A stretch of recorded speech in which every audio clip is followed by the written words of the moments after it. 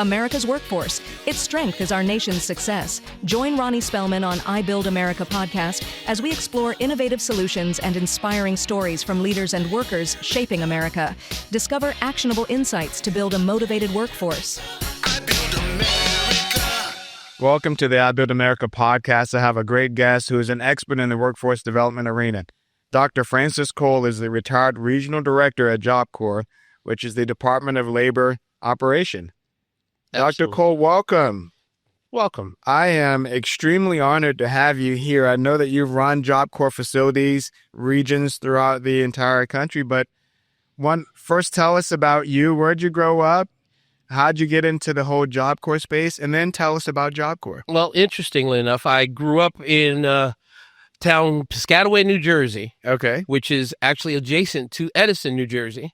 There was a JobCore center in Edison, New Jersey. Did you know about it growing up? I knew about it, but I didn't really know about it. Right. We were all aware that there was a JobCore center there. Unfortunately, the stigma of JobCore was that it was where kids went instead of going to jail. Okay. It was an alternative to juvenile detention centers. Right. And that was kind of the understanding that we had throughout the neighborhood, is the JobCore is where the bad kids were. It was on a military base, or a former military base. Right. And at that time, they hadn't made any renovations, so it still had the chain link fence with the barbed wire on the top. Oh. And so it gave that perception that there must be bad people inside because they got barbed wire fence around it. But it was a throwback from the military days. The barbed wire was to keep people out, not to keep people in. But we never knew what JobCore was about. And the sad part is that even though I grew up in Piscataway, New Jersey, in the town next door to the JobCore Center, I know people that I went to school with, that I grew up with, that would have benefited from what JobCore actually offered. I keep seeing that around the country, so most people don't realize, and then we'll get into what JobCore is, but there are about 121 JobCore facilities across the United States. And this is a completely free program for people that qualify. It's like, I've been to the facilities, it's like a community college. They get free housing, free meals, free training, paid for by the federal government. It's a fascinating opportunity for people that are looking to build a career and build a trade area. But before you tell us more, because you're the expert, I'm just the guy that's read a lot online about JobCore. But the whole premise of our I Build America podcast is really to bring people on and other influencers in the workplace communities across the United States and help other communities learn what's working well, how we can improve, how we can change, how we can evolve, because the end result is to get people ready for the workforce. Mm-hmm. I've had this conversation a lot about our K through 12 schools. I think some people see K through 12 as a daycare facility. Right. But in the end, we want people educated and knowledgeable and building experience and building skills, because one day they will become an adult, and we want them to be ready for adulthood and being able to care for their families. And by the time they get to high school, we've got career and technical education programs. We should be building skills or getting them ready for college or getting them ready for direct workforce. And so that's why we're here as a program to help share. I met with someone recently in one of the cities across the country, and they're doing something really innovative in how they marry the workforce development component of their city operations with the economic development side, so they can get people ready for the businesses they want to come to that community. It's a beautiful partnership. So I'm glad to have you on, because you're really the expert in this. Well, you're absolutely right. You're spot on. K through 12 can't be just the babysitter. Right. Our young people, especially our young people today, need to make informed decisions, but they can't make informed decisions because they haven't been given the tools and the resources, or haven't been exposed to the tools and resources to make informed decisions. Right. You don't want to have a job land on you. You want to land a job, but land a job based on solid education and being exposed to what careers are. You know, I think about some of the young people that I've come across in JobCore, and oftentimes a lot of young people don't even know what careers are out there. That's true. What opportunities lie ahead of them. You know, and now in the world of technology, I used to be the one that said, oh, well, they can't learn anything from a video game working a joystick. But then I watched a gentleman that came to my house the other day. He was operating a stump grinder, and I'm waiting for him to get behind the machine. He's got a joystick remotely operating the machine that does all the work. I love it. But he's using those same skills that transferred from the video games that we keep telling them not to do. Right. So it's a matter of finding a niche for what you are good at and being able to gain employment for those transferable skills. Right. JobCore does that. JobCore does it sometimes they don't do it as well as we'd like. But that's something that I eventually would love to see JobCore partner with industries that can talk about, here's job opportunities based on your interest and aptitude and the skills that you have. Yes, I'll tell you this real quick. Don't lose your place on that. Mm-hmm. There's always opportunity for growth and improvement, regardless of whether it's jobs or the private sector. I tell people that if when the iPhone first came out, the iPhone 1, you wouldn't buy the iPhone 1 today. But back then it was great. But they've continued to improve over time. They'll continue to improve over the next few years. So there's certainly opportunities for JobCore to improve, and that's okay. That's just kind of the evolution of life, right? And that is exactly what has to happen. JobCore is 60 years old. Right. And as one of the directors was saying, is that you can't keep opening new doors using the old keys. So we have to evolve. We have to come to fruition. But JobCore is a 16-year-old a training program for 16 to 24-year-old at-risk youth. So there is an income requirement. Sure. But I continuously remind people that income doesn't drive intelligence. Right. Some of the young people that have come from some of the poorest communities in the country have some of the greatest intellect if given the right opportunity and given the right direction to be able to apply that. They do. So, unfortunately, a lot of those young people aren't told that they can dream big, aren't told that they can do much more than what they've seen being done in the past. So what kind of skills can someone learn at one of the 121 JobCore facilities across the country? What kind of technical skills, career skills can they learn? JobCore trains everything from healthcare to IT to construction. I saw a culinary arts is sheet metal repair. Well, and my history is I actually was a certified executive chef. Oh, sweet. That was my intro into JobCore. Okay. I worked in the industry. I worked as an executive chef for Marriott Corporation. Oh, wow. You're a big time. Did British Airways. I ran flight kitchens at JFK and Heathrow. But I got burnt out. And Marriott had an opportunity to teach at this JobCore center in Edison, where I originally grew up. Nice. And I said, you know what?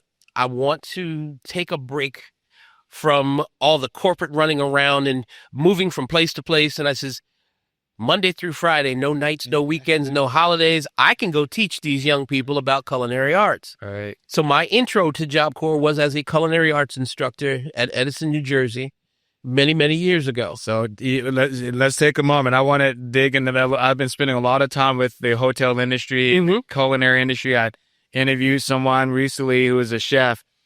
Creating the experience and creating the food for a major event, let's say 1,000 people, that's a massive production. Absolutely. And keeping the food warm, keeping it nice and pretty. Tell me about that experience. But one, I think it's a great opportunity from a career perspective and workforce. And the hotel industry, hospitality is a massive, massive operation around the globe. Absolutely. How do you create, as a chef, that kind of volume? And it's just amazing, the dance that occurs. Cruise ships, I think, are incredible in creating the food experience on the cruise ships. Systems and consistency. Yeah. I tell people all the time, people don't always go to McDonald's because McDonald's is the best food that there is. Right. But when you go to McDonald's, you know what to expect. Right. Whether you're in New York City or you're in Butte, Montana, you go to McDonald's and you order a Big Mac and you're going to get 2 all-beef patties, special sauce, lettuce, cheese, pickles, onions on a sesame seed bun. Right. Because they have established themselves as the consistent deliverer of the product. Yes. That's what makes McDonald's successful. Not because they've got these marketing plans. I mean, that helps, but You say McDonald's to just about anybody, and they know what to expect when they go in the door. Right. That's what the rest of the hospitality industry has also now mirrored, or the successful ones have mirrored. Yeah. So when you're working on a flight for British Airways, every plate that comes out needs to look just as good as the one that the first plate has to look as good as the last plate, no matter what, because it's consistent. Yeah. That's what our students learn, is how to do just that. Back in culinary school, we learned our vegetable cuts, and a 1/2-inch dice is a 1/2-inch dice, and chef would come around with a ruler and check to see whether or not you properly executed a 1/2-inch dice. Yes. And the only way that you're going to do it is to practice. Nice. And learn the techniques, and to be able to deliver consistently all the time. So being a chef got you into the JobCore experience, even though you grew up near one. I grew up near one. You saw that fence and you thought that was more of a prison than it was a JobCore. Okay. And so the opportunity came back around. Marriott operated the food service at the JobCore Center. Interesting. Okay. And so they said, you know what, we should get a Marriott chef to come teach our culinary arts class. So I came in and I started teaching our young people the same standards that Marriott expected at their hotels and their healthcare facilities. It was actually an interesting thing because I was a subcontract. The subcontractor thought that the prime operator taught me. The prime operator thought that the sub taught me. But I walked into this classroom with no real direction, but I knew that I had to teach them just like I taught the students when I was at Johnson & Wales. Right. They're going into the same industry, so it doesn't. You taught at Johnson & Wales as well? Yes. You were definitely a big-time chef. I was a Johnson & Wales grad way back in the day. That's fantastic. Great program, by the way. Incredible. I love the program. Still stay connected somewhat to the program and the students that have graduated. They've evolved immensely since then. Right. But I walked in there, and it actually was a blessing and a curse that nobody had told me. So I walked in with all of my Marriott and my Johnson & Wales experience, and I said, well, these young people have to go into the very same industry that I was preparing those students that were paying $40,000 a year for. Right. So they started getting that same education. And I did crazy stuff like brought in ice carving tools and brought in things that weren't on the curriculum because I didn't have a copy of it. Right. And I said, what difference does it make whether it's their curriculum or not? When they leave here, they've got to go and get a job in the same industry as those other students that had the opportunity to go and get the Johnson & Wales education. So these kids are getting a $40,000 experience at a JobCore facility. That is incredible. And getting paid to do it. They got a small stipend and got housing and so forth. And then I used my connections in the industry to start placing students. Okay. Got involved with the American Culinary Federation. Nice. The chapter president at the time allowed me to bring my students to the chapter meeting. So the students actually got an opportunity to introduce themselves to the chefs that were hiring. Very cool. So our students learned how to do some basic things like cooking is great, but you have to get through the interview first. Right. I made my students give an oral presentation of every dish that they made. Oh, wow. Because at some point, you're going to have to tell people about your skills before most establishments are not going to say, go in the kitchen and make me something. Right. You're going to sit across the table from somebody with your resume and talk about what you do. And that's actually an interesting point because I don't think people have the luxury of looking through your lens and seeing your background. You have to verbalize it in a way that connects with them and sells them that you're the right fit for that opportunity. Exactly. And that's kind of, I know they thought I was crazy when I would do it, but I would have a young person who made a pot of white rice. Yes. You had to tell me what ingredients you used. You had to tell me your method of preparation, including using the right terminology. No, I didn't chop up the onions. I fine diced the onions, and then I added olive oil, and I sautéed the onions, and then I added my rice and tossed them in the sauté pan to coat them. Okay. And then I added beef stock or chicken stock based on the dish that I was making, and I put them into a sautoir and simmered them on the stove. Okay. So, yes, you're now listening to young people from the inner city using culinary terminology Right. knowledgeably. And what's really neat about what you've described so far, you spoke about the brand of McDonald's and consistency. Mm-hmm. But when you look at hospitality and the brand leaders when it comes to hospitality, Marriott, Disney are the top of the list. Mm-hmm. If you're getting someone from a business perspective that comes from either Marriott or Disney, you're getting a high quality, well-trained person. Absolutely. So for you to bring that to the program is just amazing. And that's exactly my desire. That was my intent right from the beginning. Yeah. And as things evolved and as my students started to change their way of thinking and their way of doing things, I had high expectations. Right. But I had industry expectations. I didn't have the school expectations. Right. I did some out-of-the-box things. Now, eventually, they did give me the curriculum that JobCore was using. Sure. I integrated it into what we were already doing, but I said, we're going to go above and beyond that. Nice. And just expect that right from the beginning. Right. I let my students know that, but I told them, I said, this is your classroom. You control the destiny because I already have it. They're going to pay me at the end of the week, whether you learn anything or not. Right. I said, but you have to come in here every day being a thief. You have to steal every bit of knowledge that I have that you can so that you can take it on with you when you leave here. Nice. And my students began to embrace that and started asking me questions that were beyond the curriculum and asking me about all kinds of other things in the industry. And then I would also bring in colleagues to present. Because if you're a parent, you will know that no matter what you say, it's not golden until it comes out of somebody else's mouth. Right. You can tell your child 12 times and it doesn't mean anything, but all of a sudden they come home with this great nugget of information. I'm like, well, I told you that like 8 times already. But because the guy down the street said it, now all of a sudden it's this great revelation. I'm like, fine. I don't care where you get it from, so long as you get it. Right. And so I didn't have a problem with bringing in other chefs, other people. The local butcher from ShopRite came in and broke down a side of beef so that they understood, oh, this is where it comes from. Yeah. And how those cuts take place when you look at kind of the whole carcass is an incredible process as well. It absolutely is. Yeah. And I don't think people realize this. Every part of that animal is used. Every part, the bones and everything, there's some use for it around the globe. Yes.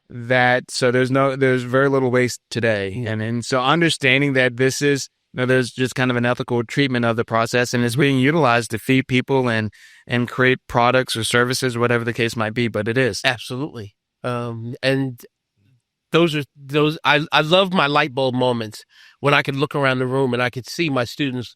Oh my goodness. I didn't know that. Right. Well, yeah, there is no hamburger tree that you go and pick them from. Someone actually took that beef and ground it up. And, 80-20 is not just a number, but it actually tells you exactly what is in that. Right. And the more you understand where it came from, the more you have a respect for what to do with it beyond that. Agreed. So fast forward, I'm teaching culinary arts. I've got my students at the point where I also did not accept lateness. My class starts at 8:00. Yes. Our students had developed this habit of dragging and coming in late. At 8:00, my classroom door was locked. Good. At 8:00, if you came in afterwards, I never robbed you from getting the education. Right. But when you came in late, you either got a tardy or you got an absence. I didn't give tardies. Okay. If you were late for first period class, you are absent until you prove that you really wanted to be here. Great discipline. So that absence had a triggering effect, though, because if you had one absence through the entire week, you didn't get a weekend pass. Oh, okay. So you get to the gate on Friday to go on your weekend pass. Right. And they're like, no, you can't go on pass because on Tuesday, you've got an absence from Chef Cole's class. And then they're on the phone calling me. Right. And I wouldn't necessarily penalize them because a lot of our young people would go out and find jobs on the weekend. And so they needed that weekend pass. And I recall the young person calling me from the gate, and they're like, I got to work this weekend. I got to work this weekend. Can you clear my absence so that I can go home and work? And I'm like, absolutely. I don't want you to lose your job. Sure. I said, but when you go to work this weekend, I need you to let your boss know that you're not going to be available for the next 2 weekends. Okay. Because it's a 1 for 2. Right. Everything has a price. Okay. So your past being erased for this weekend so you can go home, right, comes with the price of you giving me back 2 weekends. Well, and it's about accountability, right? Exactly. People account, but you're doing something bigger than that as well. You're making them work ready. Because otherwise, when they get to the workforce, no one's going to give them that level of latitude. They're going to be fired. Absolutely. And that's exactly what I'm preparing them for, right? Is to leave JobCore. Right. Not preparing you to survive here. I'm preparing you to go on to the next adventure. Now, you have to tell me that transition from working at Marriott and then joining JobCore to being a regional director. So for people that may not understand JobCore, a regional director is a really big role. They're on a lot of regions. How many regions are there? 6. 6 regions. And you were a regional JobCore person with what? 20 centers. 20 centers. That is a huge responsibility. How did you reach that level? I told that late in the story because what the entire center started seeing was at 7:55, there's all these kids in chef coats running across the campus trying to get to my class before I closed the door at 8 o'clock. Right. And they're like, well, why are these kids running to class when all the other kids are walking and they're getting there when they get there? Because Chef Cole at the time had set a different standard. Right. And they started seeing more and more students wanting to go into culinary arts because students were talking to other students about, oh, well, you need to go into culinary because Chef Cole and we're doing these things and we're doing all these other extracurricular activities. We catered for the mayor. We had a parking space at the mayor's office because we catered so many times at the mayor of Edison's, at his office for different events for the city of Edison. That is fantastic. So JobCore became known outside of the campus, not just inside. Now, I'll tell you, we had a visionary leader in Lee Matthews, God rest his soul. He was a visionary, and he wanted to see that for all of the trades. So, lo and behold, the contract changes from one operator to another, and they saw that, wait a minute, we can have that in every trade if we make this person the vocational manager over all the trades instead of just the one. Right. He can take that same zeal and apply it to carpentry and electrical and brick and all of the healthcare trades and office administration and accounting. And so I ended up being offered the vocational manager's position. Wow. Went from being a vocational manager and working with all of that JobCore center, being able to now not just impact the 30 to 40 students that were coming through culinary to 530 students across the campus. Right. Well, in that role, I ended up getting recognized by the regional office. The then regional director, Stanley Belza, recognized that I could use somebody like that in my regional office. Right. And so I ended up becoming a program manager in the regional office. Right. So I went from 530 students at the one campus to then the New York region, because there were 10 regions. Sure. So now I had the impact over 8 JobCore centers in that region. Right. The regions eventually merged, and they went from 10 regions to 6. Okay. And so then I was offered the opportunity to go to the Boston region, but I chose not to go north. I went to Philadelphia instead. Okay. Became the division chief of support in the Philadelphia region. Now, with the influence over 20 regions, then got promoted from division chief to then becoming the regional director. Well, that's a huge shift to go from the private sector at Marriott to now working for the government at JobCore. Yes. And a major sacrifice. But what you brought with it was a lot of experience and a lot of career and technical programs at the high school level across the country. A lot of the educators are great educators, but they don't have your level of industry experience. Having that level of industry experience is so beneficial to the students. And I know a lot of schools are trying to make sure they can give a pathway for industry people to get into education so they can bring that practical experience with them. The one thing that you mentioned that I really enjoyed hearing was how you held the students accountable in an environment where a lot of these schools, public schools, even Job Corps, they're so concerned about students leaving that they're not holding them accountable. So in some programs in the schools, not again, this isn't specific to Job Corps, but in a lot of our public schools, the lowest that a teacher can give is a 50, even when the student doesn't show up. And there's no accountability. And that's such a tricky paradigm for the schools because they need the funding that comes with showing them one present. They need students in the school to get the funding. And then they try to give them a baseline. But what happened in you is you held the students accountable at a very high standard, and students loved it. I mean, they probably didn't like that you were tough on them, but what you gave them was some structure that they needed, and they appreciated it. And so your class started to fill up. Yes. And I think that's counter to what a lot of people believe, that if you give them too much accountability, structure, then they might leave. And I appreciate what you did. Well, psychologically, young people want discipline. They'll never say that. You're correct. But discipline actually shows that you care. It does. It's not the young person who says, "Oh, well, my parents let me come in anytime I want to. They don't care about when I come in." Right. Exactly. Young people want somebody to care. They do. And when you care, you'll discipline. You'll give them the standards. You'll push them higher because you care. Right. They don't even understand it psychologically, but that is what happens in the young mind. Is they migrate to the person that holds them to a higher standard. Right. We've got some programs within JobCore that have a pre-military program, and it's run by people that are in the military. The one that comes to mind immediately is Earl C. Clemens. Right. The entire dormitory is students that have aspirations to be in the military. And I recall meeting one of the young students that was in the pre-military program. And he said, "I just love being here. I love being with all of my colleagues here in this program." He said, "But unfortunately, I'm never going to be able to go into the military because I've got something in my background that will preclude me from ever going in the military." Interesting. Yeah. But he stayed in the program. I love it. Even knowing that he couldn't get the final prize that the others were going to get, because he still got the discipline that in his mind is triggering, this person cares about me. Right. That's amazing. They would get up first thing in the morning and they'd raise the flag. Yes. Every day they would go out and do a military flag ceremony. And every evening after class, not required, but this is what they would voluntarily do, go and take the flag down every day. That's incredible. Yeah. And you'd see all of the pre-military students doing PT together. Right. Voluntarily. Not because they were told to, not because somebody said that they have to.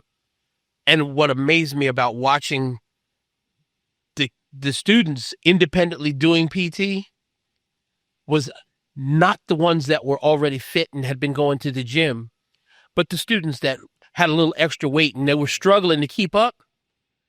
I would watch one of the leaders always circle back to the back of the group to make sure that the ones that were struggling had support. That is cool. And it would it almost brought tears to my eyes to watch those kinds of things happen, where young people were not just learning how to survive for themselves, but how to lead from the back. Right. And how to move the entire organization forward. I said, this is a corporate leader somewhere down the road. Absolutely. Who understands moving the organization forward will automatically move you forward. Right. You know, and you made me think as well. So from all of my years of experience, something that I've come to appreciate. So you were tough, as I mentioned. There's an art, though, to being tough. And you had a little give and take. My philosophy in my career is being firm but fair. A lot of people are only firm. And that's hard. And I don't think they run their operation as well because they're only firm. And people feel like they're being beat up all the time. But you had that balance to it. You had that fairness side. So like you mentioned, on the weekend pass, you were firm in the class. You gave them the absence, but you recognized that they needed to take care of themselves. They needed to work, whatever the condition was. So you were fair in that piece, but you still were able to hold them accountable. Having leaders that get that art part of leading, circling to the back like you just described, is so incredible and inspiring, as you mentioned. Well, and when I was a vocational manager, I coined this phrase, and the acronym is FFC. Yes. Firm, fair, and consistent. Right. You can't be firm and fair without also being consistent. Correct. I agree with you there. So if I'm not going to let Johnny slide, Ricky's not going to slide either. Right. Right. But I will look at individual situations, but I'm always going to be consistent. Right. I love it. So I'm going to apply the firmness and the fairness consistently for everybody. So tell our viewer and listener more about JobCore. It's not just the training and the skills and the environment, the food that they provide. It's an incredible community, but it's like going to a 4-year college, residential college, because you're on campus. Absolutely. But here's the other piece that many might not understand if they don't know the program. You also have an internship component. Yeah. And you have a partnership with the private industry component where you're helping to find placement for these students. Talk to us about what that looks like, because that's the critical part from a workforce development piece. And it absolutely is. That's one of the things that I would love to see JobCore expand upon in being connected to the industry, not just at the end. We have career transition readiness. Yes. And that is the component that's responsible for placing students. Some centers do better at developing those corporate partners and private industry connections in advance. Big kudos to JobCore for making the connection with Disney. Some of our culinary students have just been hired by Disney. Going back to my culinary days, one of the things that I kept my students motivated by was because we were connected to the industry. Remember the chef that came in here from the Hyatt? Right. The Hyatt's going to be hiring, but do you remember, here's what his standards were. You want to go work for Hyatt, remember what Hyatt said. So we begin with the end in mind. Right. I love it. I want to motivate you not 3 weeks before you graduate to get ready for Hyatt. I want you to start getting ready for Hyatt from the day you walk in. Right. How you carry your knife set, how you sharpen your tools.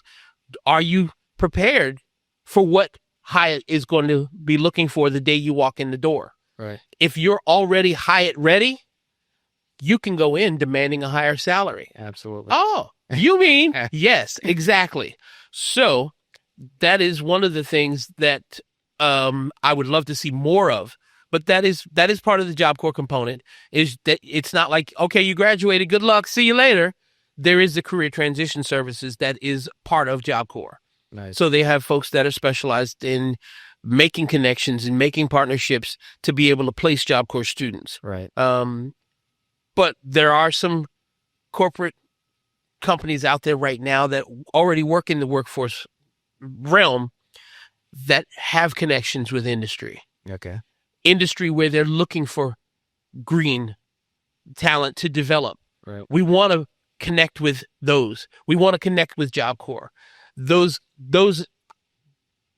operators have the ability to bring the industry into JobCore. So you've not from the end, but from the beginning. Amazing. So you've retired from JobCore. I have retired from JobCore. And you're now consulting. 2023. I'm now consulting. So you're available to help any of our listeners, anyone working in workforce development around the entire country, help build their program. So what do you do and what do you consult on? You help those organizations. Right now, a lot of it is understanding the inner workings of DOL, the inner workings of JobCore, understanding workforce development. Nice. Taking a lot of what I put into JobCore into workforce programs. Because, as you know, workforce is more than just 16 to 24-year-olds. There are some 35 and 40-year-olds that still don't understand workforce development. Right. But the concepts are still the same. There's a company that I do work for, and they are doing some fantastic things, keeping up with technology, using AI, using virtual reality. They operate not just in the U.S., they operate internationally. Okay. Just opened up an employment center in Saudi Arabia. Oh, fantastic. They're doing some dynamic work, Wonderful. working with TANF, getting people off of the roles of welfare and back into sustainable work. Nice. So that they can earn a living for their family. Right. And not look for a handout.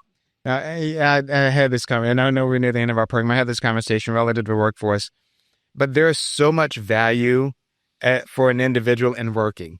Just the sense of accomplishment. You're earning a living. Exactly. You feel valued and needed in whatever service you provide, whether you're working in facilities at a company or you're working as a CEO. But just the act of working is so valuable for humans. I watch some young people with the sense of pride when they have to put on a uniform or they put on their tie and go out the door knowing that they're going to a job. It is. I'm going to earn a paycheck, and I've not just gotten somebody to make a way, Right. but they've given me the ability to earn a way. Exactly. How do I earn my way onto here? Because when you earn it, it's harder to take it away from me. It is. But if it's a handout, you could walk away tomorrow and it's gone, and now I got to scramble for another handout. Right.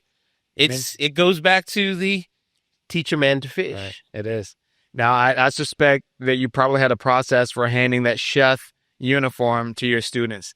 Getting that chef uniform is almost like getting that military uniform. It's a big achievement. Everyone got a chef coat because everyone had to be in uniform.